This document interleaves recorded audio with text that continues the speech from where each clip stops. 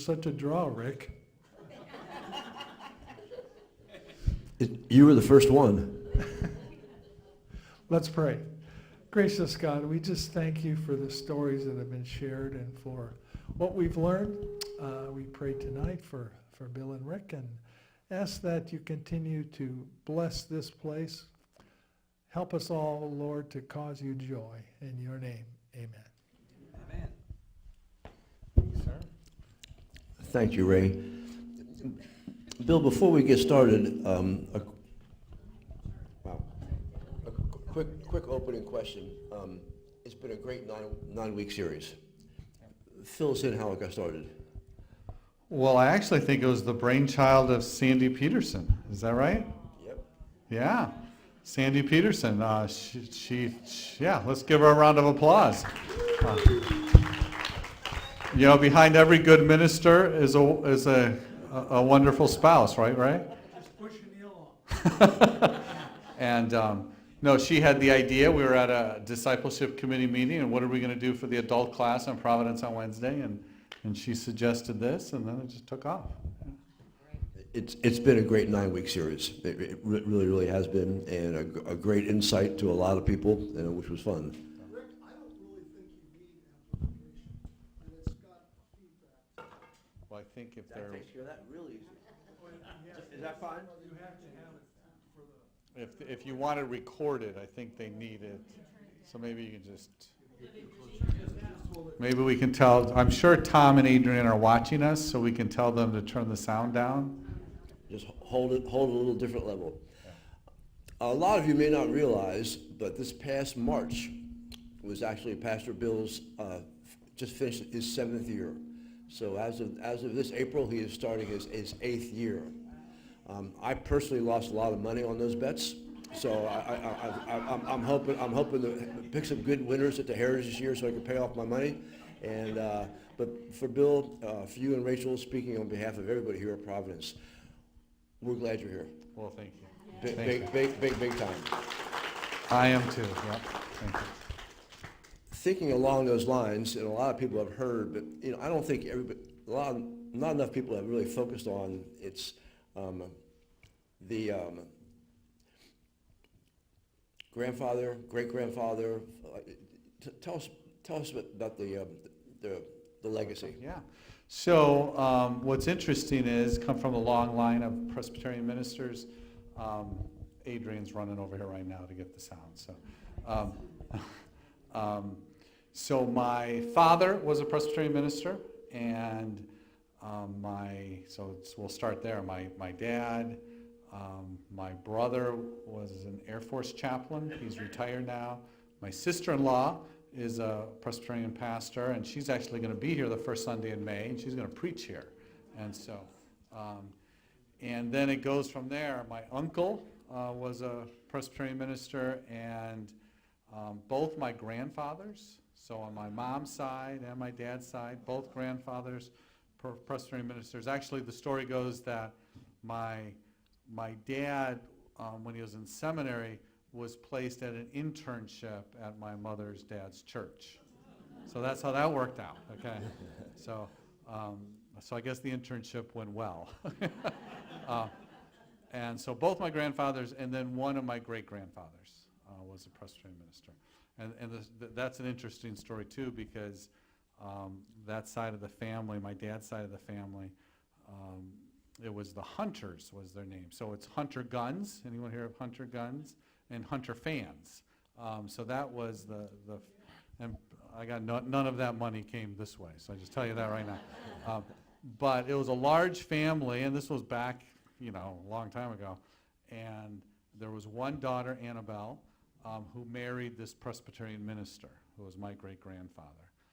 But in those days, because this family was very prominent, it wasn't. The rest of the family wasn't too happy that Annabelle married a minister, because in those days, it was kind of not a what's the word? What? Prestigious, profitable. That's probably it.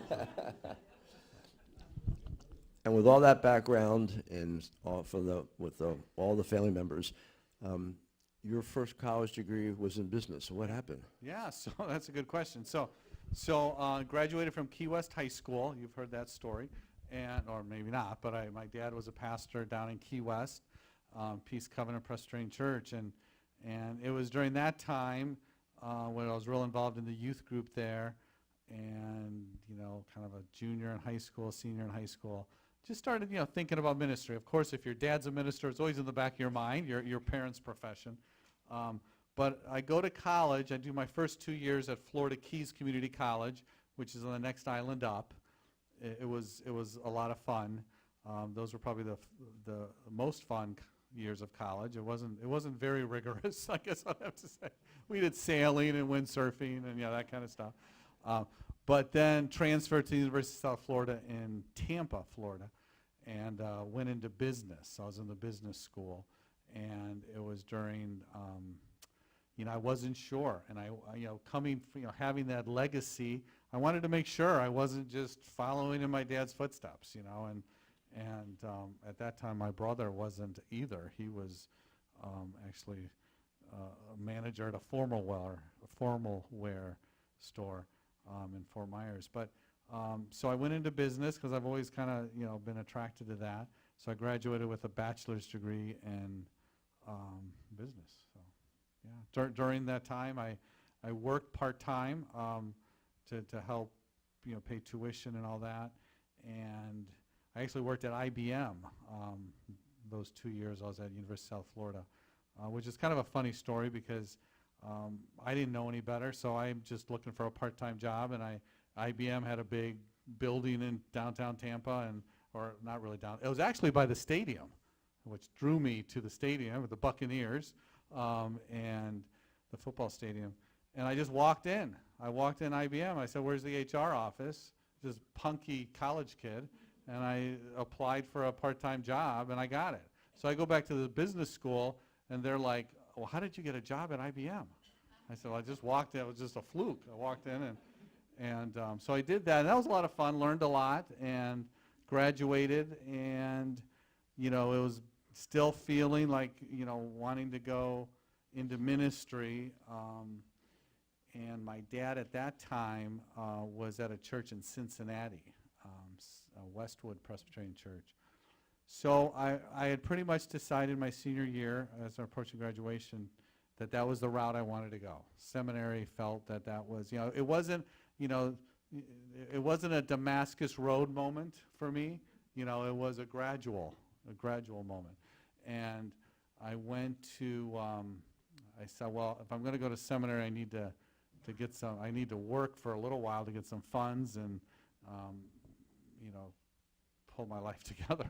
So I moved home and lived with my parents a year, actually worked, I volunteered at the church my dad was at with the youth, so that was a good experience. And I worked at a store there called Swallens. Anyone here from Cincinnati? You know the store Swallens? Okay, so I'm the young guy, so they put me in the computer department because back then, like this was the computers were just coming out. So I'm the guy who was selling computers there. So it was like an appliance, it was like an all-purpose store. It's like a Sears, yeah. And then during that year, I visited different seminaries and landed at Louisville Presbyterian Seminary in Louisville, Kentucky. And the reason I chose that is because I still had this idea that I might go the business route, and I wasn't sure. And did I need a backup plan? And and so Louisville was known in the Presbyterian denomination for having dual degrees. And so they had, you could get an MDiv with a law degree. You could get an MDiv with a Master of Social Work degree, an MDiv with an MBA degree. And so so I went and I got my Master of Divinity degree from Louisville Seminary and Ballerman College, and Ballerman University now, I got an MBA from at the same time. So, and the nice thing about the dual degree is, some of the electives would cross, and you could, both schools would honor that. So, You probably just forgot to mention that you met Rachel in Louisville. That's true. You want- That's true. You want to mention that? Yeah, so while I'm at Louisville, so I'm working on my degree there, and that's where I met Rachel. Rachel was actually she went to Louisville on a fluke. I don't know if she shared this with you. Did she share that with you? Guys, she went to, and so she's in Louisville at the school there working on a theology degree, and I'm in the MDiv program. We met, and then my middle year, we got married at Louisville. So that's probably the best thing that happened to me in Louisville, is marrying Rachel. So, yeah. And she's been in her private practice for 15, 20 years? Yeah. Well, about 30. She's had, so she originally was getting a degree in theology. She thought she might want to teach, like at the college level, but then. She kind of had this pull towards psychology, so she went and got a doctorate degree at Wheaton College, doctor of clinical psychology, which again, because she had, this is where you kind of see God at work, she had the religious part of the degree from Louisville Seminary, so those credits counted at Wheaton, because this degree wasn't just psychology, it was the incorporation of Christianity and psychology. Yeah. You mentioned some work experience while you were getting through college and whatnot. I'm thinking about our first session here 9 weeks ago, and we had to hear about Pastor Ray with long hair playing in a band. Anything exciting like that with you? Yeah. No, I was not nearly as rebellious as Ray. Okay. I lived kind of a dull life. So when I was in Key West, my first job was at Burger King. Well, no. Actually, growing up, my brother and I had a lawn business, okay? And so we had an old beaten-down station. My brother could drive. I wasn't old enough yet. Beaten-down station wagon. And we would put our lawnmowers in the back. Then, they're at the height of our business. We were mowing about 35, 40 lawns a week. And this was push mowers, and this was old school, and I don't even think they had blowers at that time. You had to sweep, and so that was growing up as a kid mowing lawns, and then when I was at Key West, my first job was Burger King, and actually it was the clerk of session at Peace Covenant Presbyterian Church, Gene Roberts.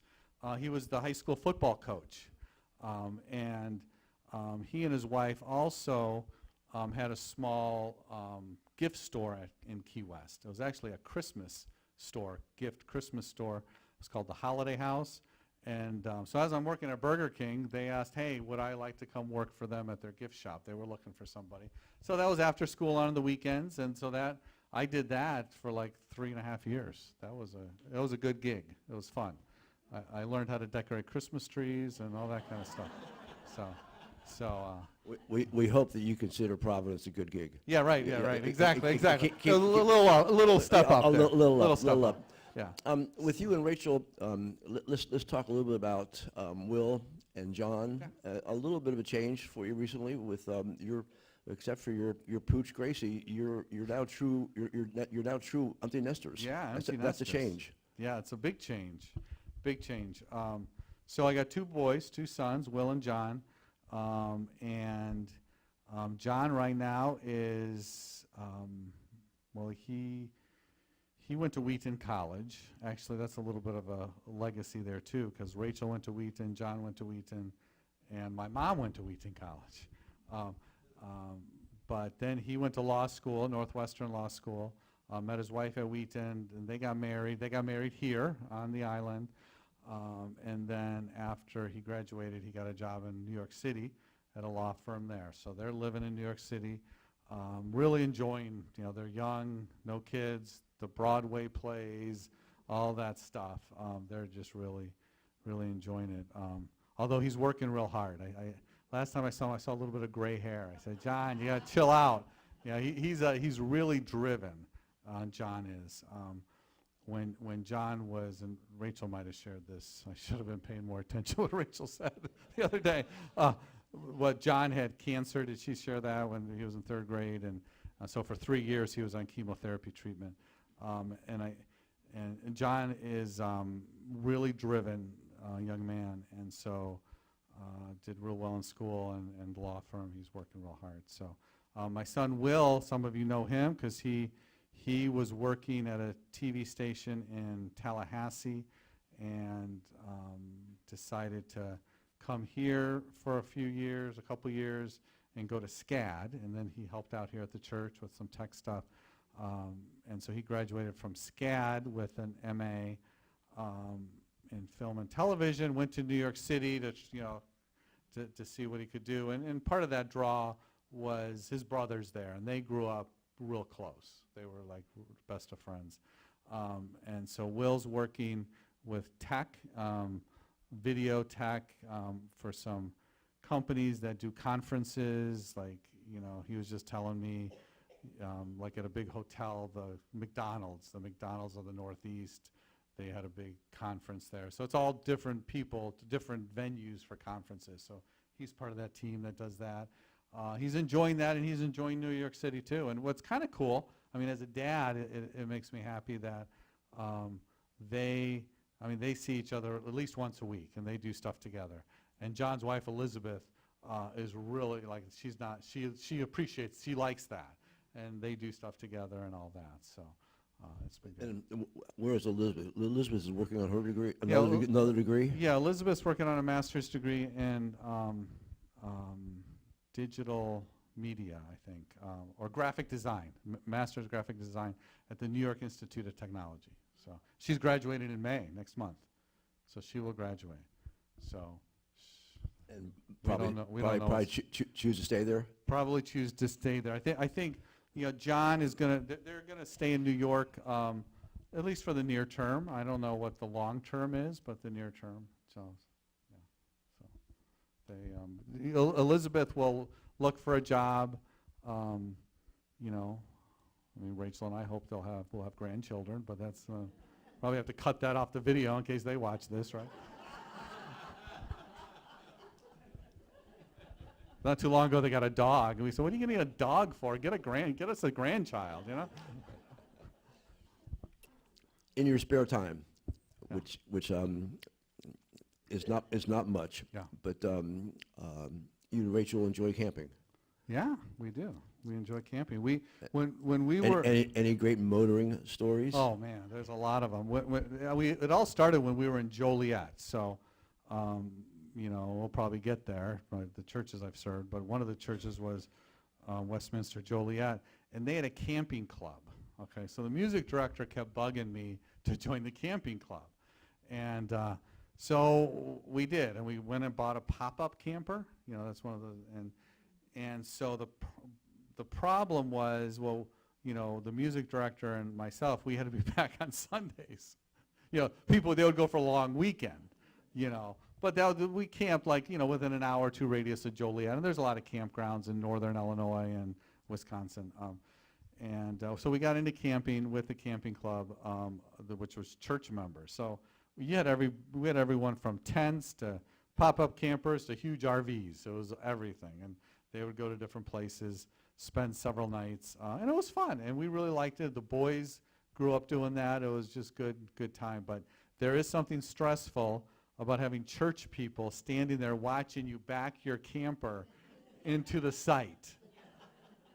And I will say, Rachel and I, we held it together, tried to hold it together as far as that went, but the music director and his wife, they would have it out as they were backing in their camper. So, but since then, we had a pop up, and then ever since we've been camping. So then when John was sick, we wanted to, still go places and go to family Christmases. So we got a Class C camper. So when we went places, we didn't have to stay in a hotel because his immune system was low. And so you don't have to worry about germs. So you're in your own dirt, filth, And so that was good. And so we got the Class C, which was really fun, and we went to Yellowstone, and we went all over the place. And then since then, we've had other travel trailers and things like that. Right now, we don't have anything. I'm always on Facebook Marketplace, though, looking around for the good deal, so. We are fortunate having you here, and this is your fourth church. Yes. Can you touch on the past three? Yeah, so Howe, Indiana. Anyone know where Howe, Indiana is? All right. Oh, yeah, you do, yeah. It's northern Indiana, right off the toll road, LaGrange County. And so that was my first church out of seminary. What drew us in that direction was Rachel's family's all from Michigan, okay? And if you ever talk to Rachel, she'll show you the mitten and where she lives and all that. So it was right on the Michigan border, and right like 10 minutes from Howe was Sturgis, Michigan, where Rachel's sister and family lived. And Rachel's brother-in-law, my brother-in-law, was a family physician there. So we moved to Howe, real small church. Howe is probably a village of 720 people, real small and small church. There might have been like maybe 60 to 70 in worship, and we went there. I mean, even though I grew up in a minister's family, and kind of I knew the culture, I knew the ethos, you still, when that first funeral comes, or, the first wedding, and I was fortunate to, get my dad on the phone and ask him, how do you do that? And the church there just had some just real, saints in the church that kind of saw it as their ministry to take students right out of seminary and to show them the ropes. And so, I felt really blessed because some of my classmates went to churches that, was conflictual and it was a problem, and they left the ministry and they were disgruntled. This church in Howe was actually called Lima Presbyterian Church because of the limestone the church was built on. It was just, it was Americana. I mean, you couldn't, I wish I had written a book, and I wish I had appreciated it more when I was there, because I'm a new husband, I'm a new pastor, and I'm a new father. Will was born in Howe. And so I'm just trying to figure all that out, and didn't really appreciate being in this town. There's the town square restaurant, there's an ice cream store, a little grocery store, a little post office, everything in walkable distance. The church would have the annual chicken and biscuit dinner in the town park, and it was just all of that. There was this guy in the church, this is just something you can't script. His name was Al Light, and he was kind of the patriarch of the church, I could say. And so he would come over, and he would sit on the front porch. It was a manse, so the church owned the house, and I could open the one window and I could touch the church. It was that close to the church. Old farmhouse, the closets were turned into bathrooms. It's that type of house.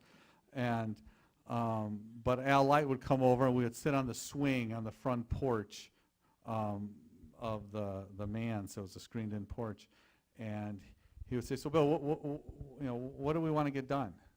And so we would talk about certain things, and then I would go to session meetings, and it would just happen. And it took me a while to figure out that Al was working the system behind the scenes. Do you know? That was just what he did. And I finally said, Al, why don't we put you on the session? He goes, I'm better used to you not on the session. And so he would kind of grease the wheels, get things done, and just a real nice guy. But yeah, I wish I had written a book, my experiences there, because even though we were only there 3 years, we had a bat in our house, which was a huge ordeal. And if we have time, I'll tell my bat story. But just the septic tank overflowed into our bathtub. The whole trustees are in our bathroom, just standing there with their arms looking at this bathtub filled with sewage, and trying to figure out what to do and all that stuff. But just a lot of fun stories. So that was Howe. And while we were in Howe, like I said, Will was born in Howe. Rachel got a job actually at the Howe Military School teaching English. Her undergraduate degree was English. And then the Howe Military School was run by ROTC and the Episcopal Church. And so the Episcopal priest over there, Father Tom, he one day asked me, "Hey, Bill, I need some help teaching a class. Do you want to teach Christian ethics?" So, so I went to the session, and they were fine with that. And so every morning I taught an hour class at Howe Military School on Christian ethics, which was a lot of fun too. I mean, there was just a lot of history at Howe Military School. It was just an iconic place. They had the Boar's Head dinner every year, and it was just all this pomp and circumstance. So, but we were there 3 years, and it was during that time that Rachel, started her degree in psychology. And when the program started at Wheaton College, it was 2 days a week. So she commuted to Wheaton from Howe, and but then as the program went on, it stopped being 2 days a week, and it was 5 days a week, and it just wasn't doable. So that's how we then moved closer to the Chicagoland area to Joliet. And you've all heard of Joliet, known for the prisons, right? And so the Blues Brothers. I had a church there, and I would say, Howe was kind of your family-sized church. Like, it was just a family. You had a couple committees. It wasn't a programming church. Well, Westminster Joliet was a programming church, and went there, and I think that's where I pretty much started to grow in ministry and learn how to do programming, and we started a Logos program and started contemporary worship service and did all that kind of stuff. We were there about 7.5 years, and John was born in Joliet, and then the boys were, I think Will was going to enter first grade, and John was going to go into preschool, and Rockford is where I moved here from. Rockford was in the same presbytery as Joliet.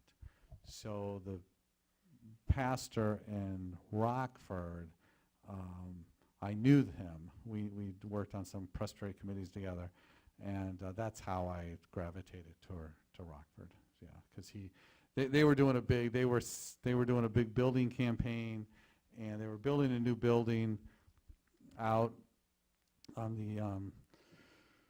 the side of town that was supposed to just grow exponentially. The train this was the big plan in Rockford. Okay, if you're familiar with Rockford, they always had big plans that didn't materialize.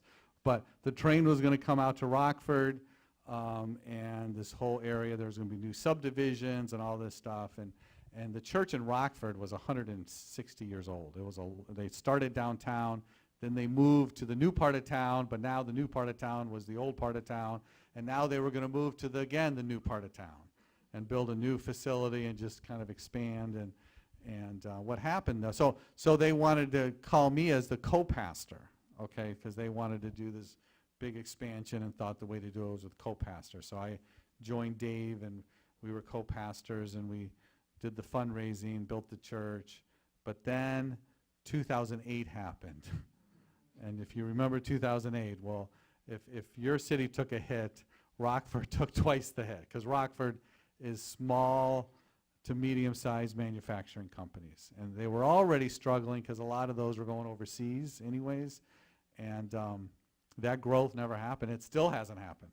I mean, there's still empty fields. The church is still out in the middle of a cornfield because that growth never happened.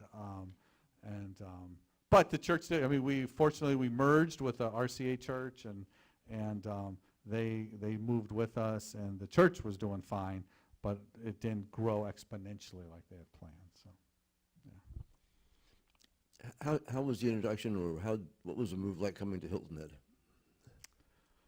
So what happened was, Rachel and I had said to ourselves, it would be nice if we stayed in one church for the time my boys were in school. And so John was a senior in high school, and I had just turned 50, and we thought to ourselves, well, if we're going to make a move, this would be a good time to do it. So we decided to start looking around. And so how it works, if you're new to the Presbyterian system, there's just a listing of churches, and you look and you apply like you would any job. And so applied to Hilton. I had never been to Hilton Head. I mean, I had no idea what Hilton Head was. I mean, I just nothing personal, but I had never heard of it. Rachel had been here as a child on a vacation once. So we applied and had a Zoom interview. And at the time in Rockford, we were living in an apartment on the Rock River. And so they do the Zoom interview. And I remember Charles Perry was on the interview. And Charles Perry and Vic Samuelson. And it snowed. There was all windows in the apartment, so it was snowing outside. And I remember them commenting on the snow coming down and all that kind of stuff. But for those of you who are new, Charles Perry was kind of an iconic figure here at the church. So I did the Zoom interview. Then they called us for an interview, and so we came down in I don't know, maybe it was December. I think it was December of 2017, and did the interview with the committee, and everything kind of clicked.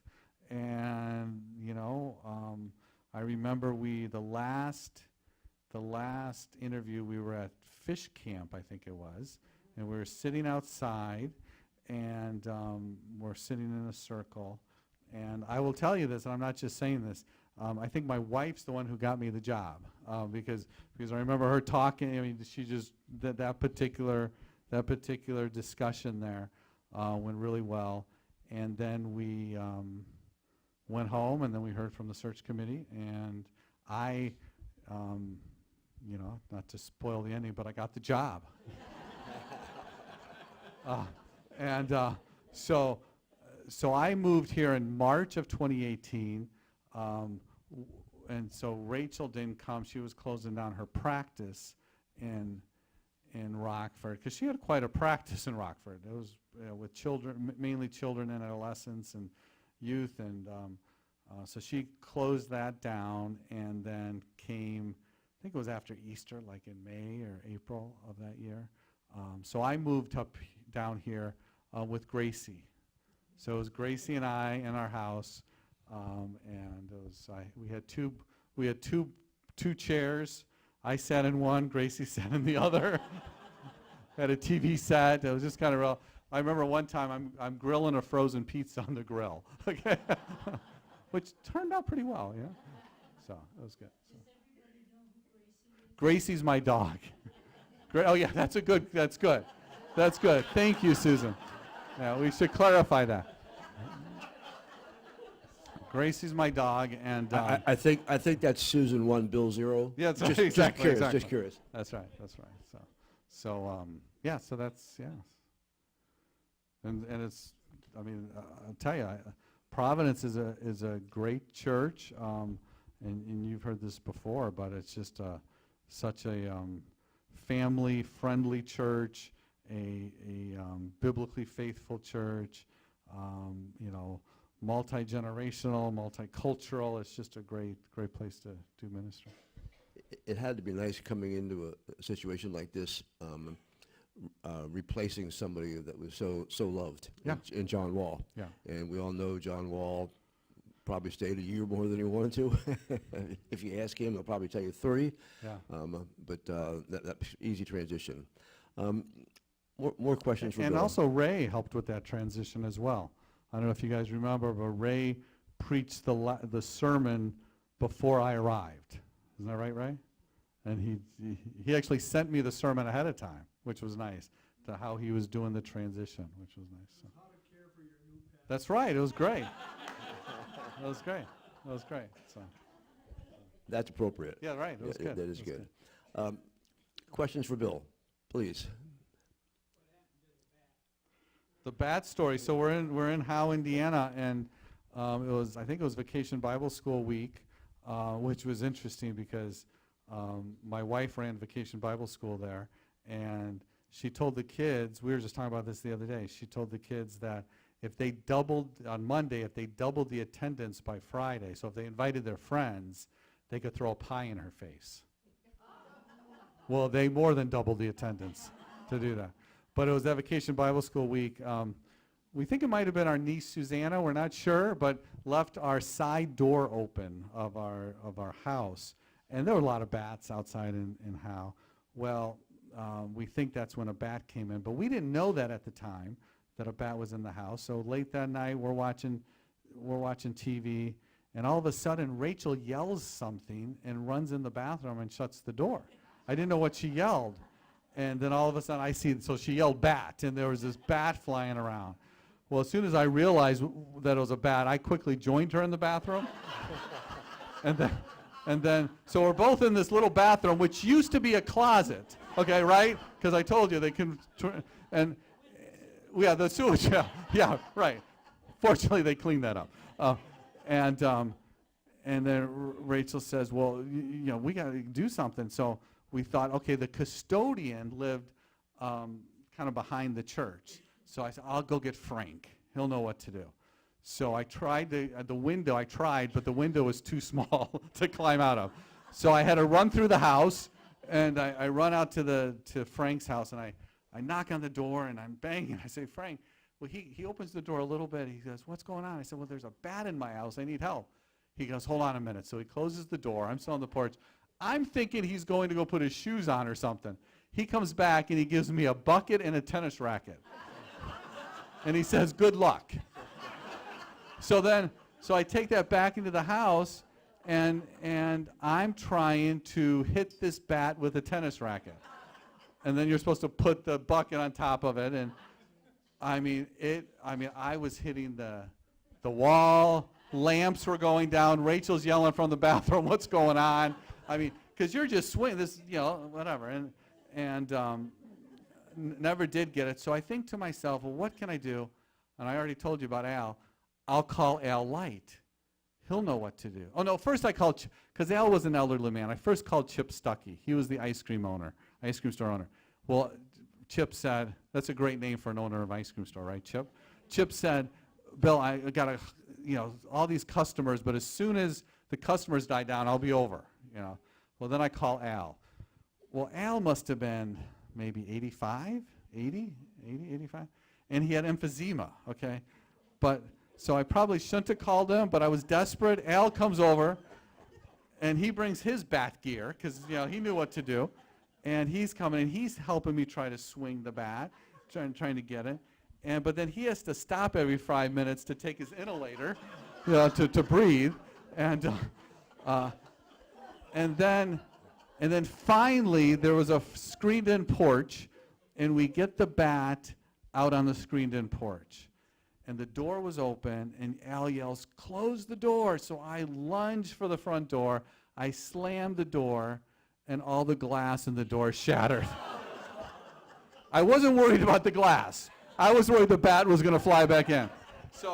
So then I, luckily, right at that time, Chip Stuckey's walking down the sidewalk, and he opens the screen door, and the bat flies away.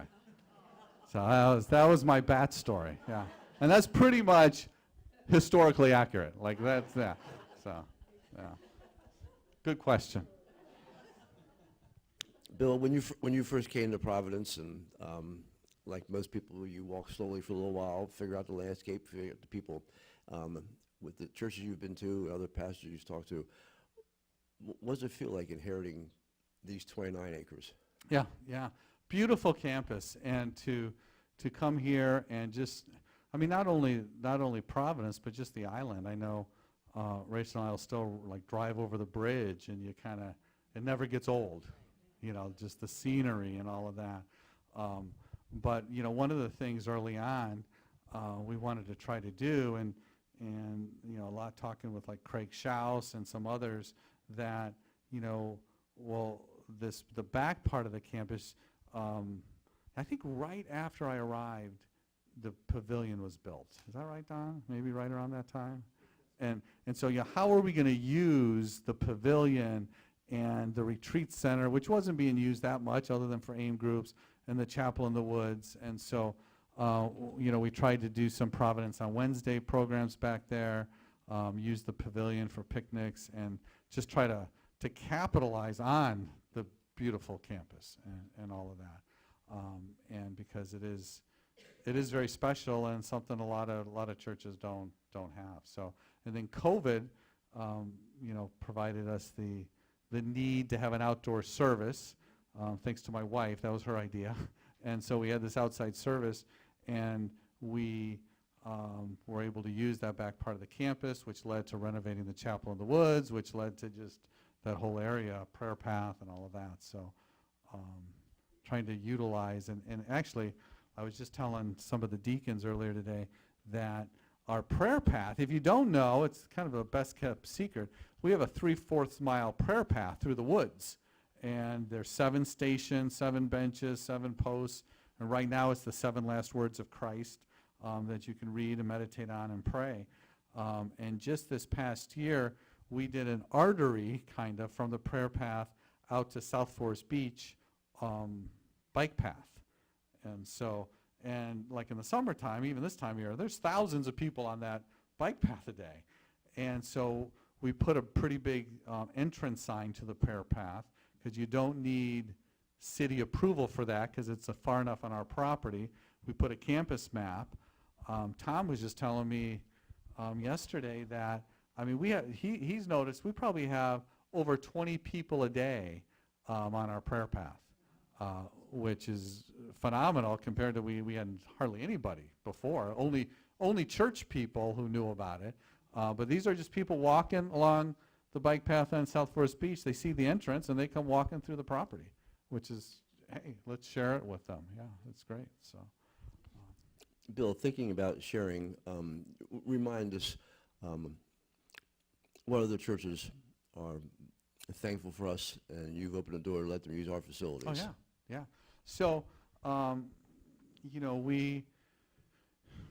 we early on saw the need for an ESL class. The NOC, the Neighborhood Outreach Connection, we're talking to Dr. Sharma, asking, what could Providence do to help in that area? And he suggested an ESL class. So we just started one. We didn't know if we'd have any students or not. You just started and see.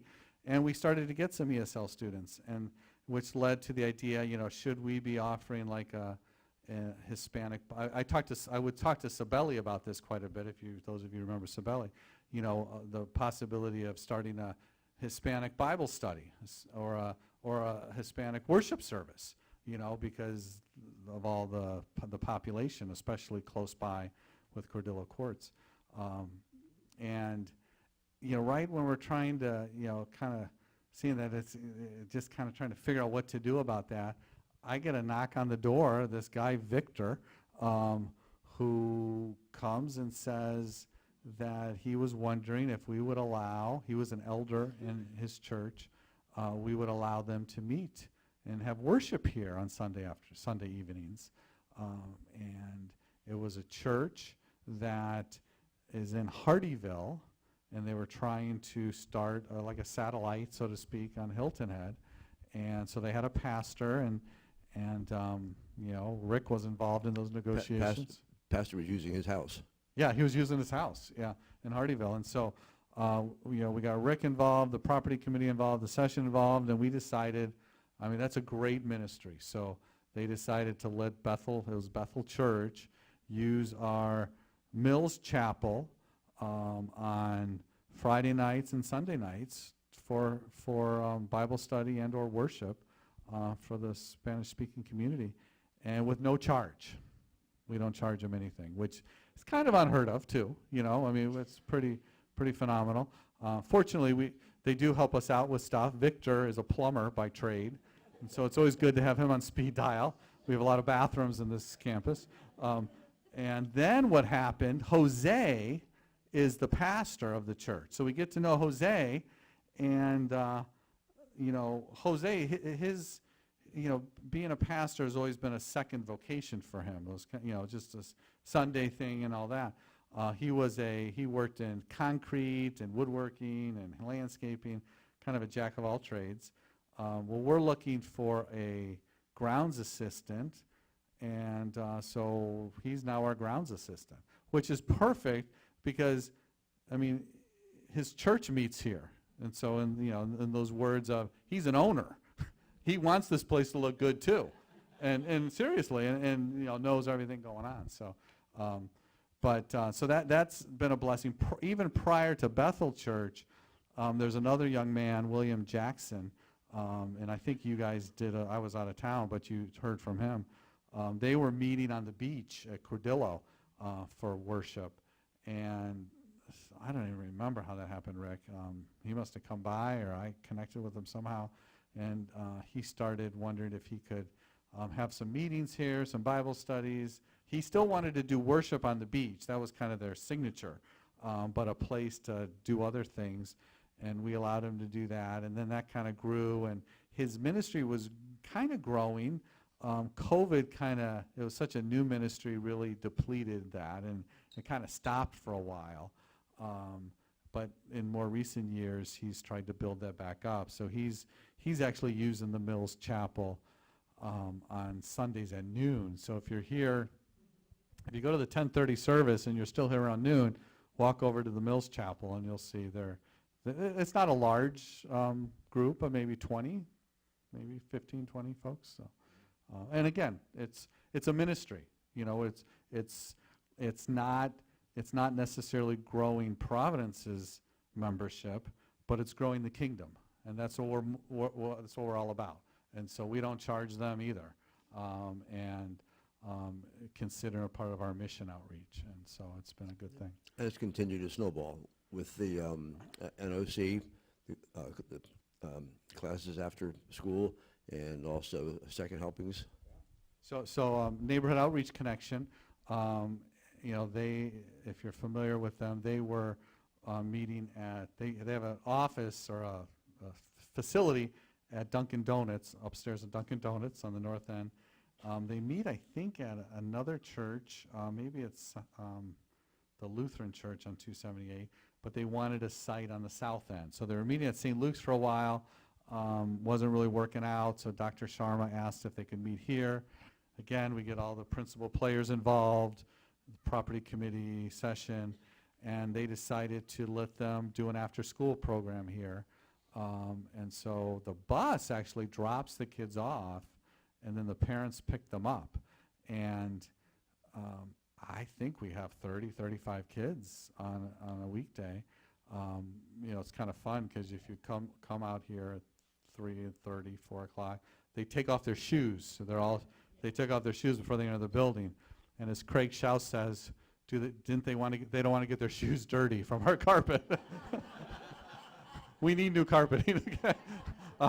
But it's a great ministry. They do pay us. I want to say, I think it's like $900 a month, something like that, to use our facility, which, you know, helps recuperate. I mean, with that many kids and the use of the bathrooms, I mean, you know, hopefully I know we're breaking even, but then making a little there for improvement. So it's been a great mission opportunity as well. Some of those kids, some weeks will join our Providence on Wednesday group. More recently, I think with some of the stuff happening with everything and politics and everything, they haven't been as regular. But also what happens with our ESL class and the NOC, as it gets later, as there's more daylight, the parents work more. So they're working in landscaping, so they're not available to get their kids here and all that kind of stuff. And then as Rick mentioned, second helpings, you're probably familiar with that. They pick up produce and everything from different grocery stores, and they now use our retreat center on Mondays as a food distribution site. So the community knows, and they'll come and they set up tables and all of that kind of stuff. And again, been a great ministry too, because again, the missions committee for years were struggling with how can they help with some of those issues, and then God provided what we needed to do. So that's good. Bill, one of the things that you brought up was COVID. Yeah.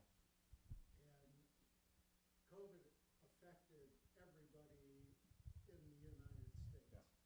But the church did a very good job of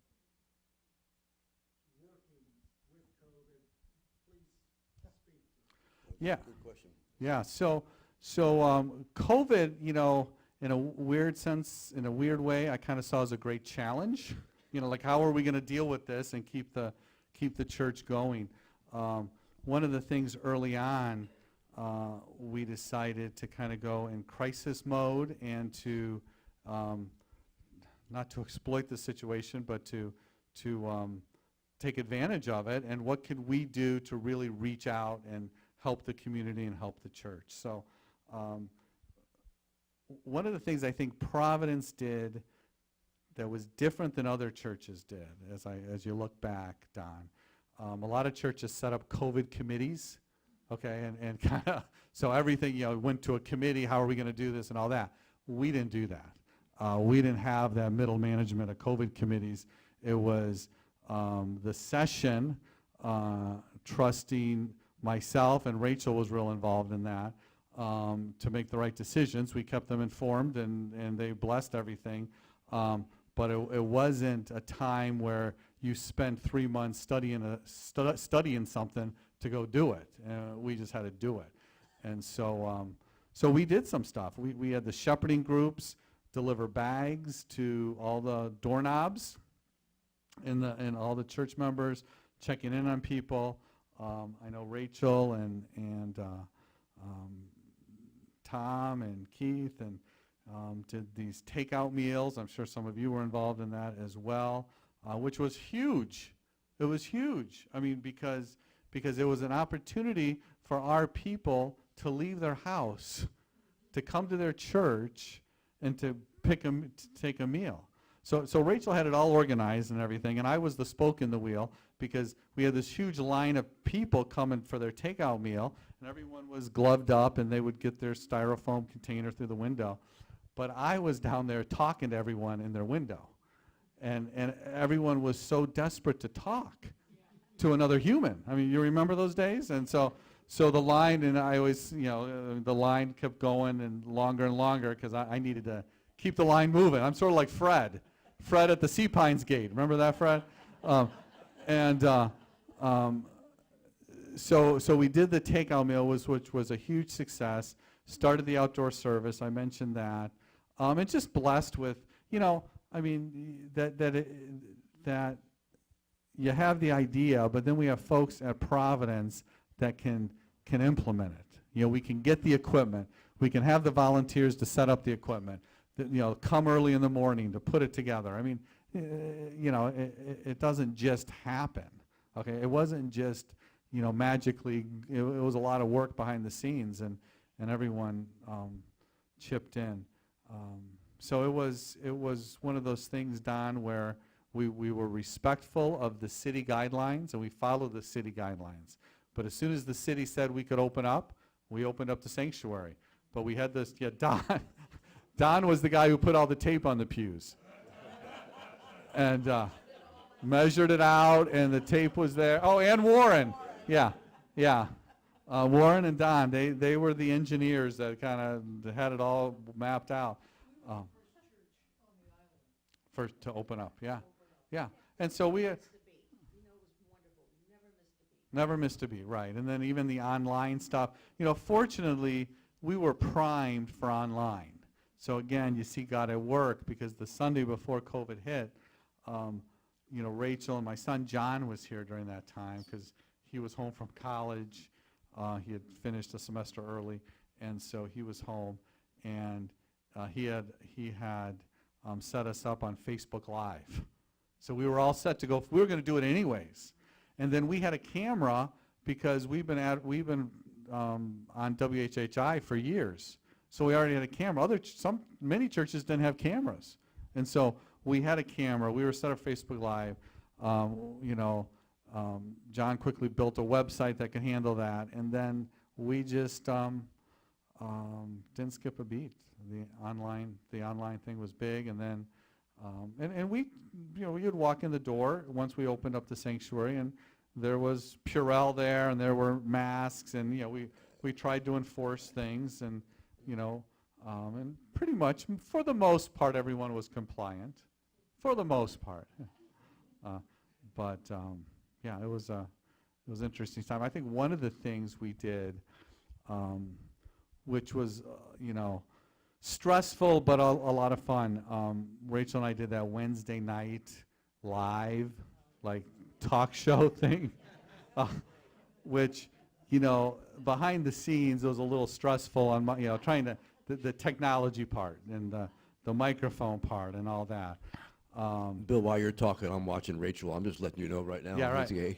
Yeah, right. That was, and again, that COVID time for me went by really fast, and didn't really appreciate some of the many things we did and implemented at the time. So. Fred? Oh yeah, the virtual choir. We had the choir in the squares, and so had a lot of people. Brad Parker, I think, was part of that, and Jusu, and the whole choir, and that's not an easy thing to do, to have a virtual choir. Yeah, that was. I think Brad put it all together. Yeah, Brad. Yeah. You mentioned earlier Hal was a family church, and one of our Thursday luncheons at LOL, you had an interesting comment to make when you had meetings, first when you Oh yeah. here, and tell them what you thought. Yeah, well, Fred, remember what said at LOL stays at LOL. No, what I was talking about was, and this is true, and it's just true.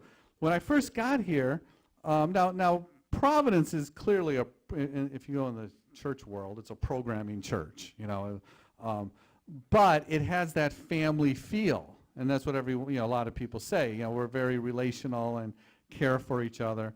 Well, one of the things when I first got here, I would be in a deacons meeting, and the deacons are talking about the Easter egg hunt.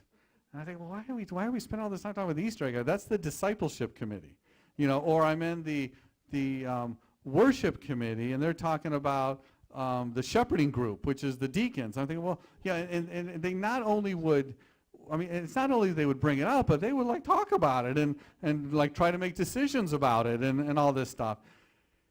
And, I'm kind of I'm saying to myself, why can't these committees stay in their lanes? We got to run this efficiently and effectively. But then one day it all of a sudden clicked that this is a family, and these committees are coming to the family dinner table, and they're just catching up on the day. And so if the Easter egg hunt is on the table and that's being planned in the next month, of course, many of the committees are going to talk about it, because that's what you do at the family table. And yeah, it's the discipleship committee's going to execute it, but everyone's part of the family. And it's really kind of a sweet thing if you think about it. And as soon as I kind of realized that, it helped me tolerate it a little bit more. Appreciate that. Bill, thank you.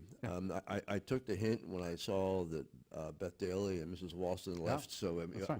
if we're late for dinner, we're going to hear about it. That's right. But That's Sandy and Ray starting this program 9 weeks ago, thank you very much. Starting with you first was very appropriate. Finishing up with Pastor Bill, I think it's a great way to end this particular series. And we had Daniel, to touch with Daniel during that time as well. You too, Marty. We had some great people, and thank you all. And I can't wait to see what we do for next year. Thank you. Yeah, maybe we do clerk of sessions or something.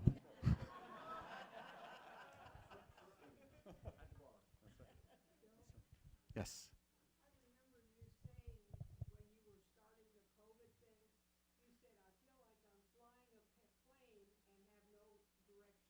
Yeah. Well, yeah, I always have this saying I use, building the plane while you're flying it. And so, yeah, no, that's all right. I might have said that as well, okay, but I say a lot, even when I mentioned the ESL class or doing an outdoor service, you can't, in ministry, you can't have everything, all the boxes checked and all completely planned out before you execute it. You just have to do it, and so you have to build the plane while you're flying it, and that was a huge part of COVID. Well, thank you. Thank you. Thank you, Patty.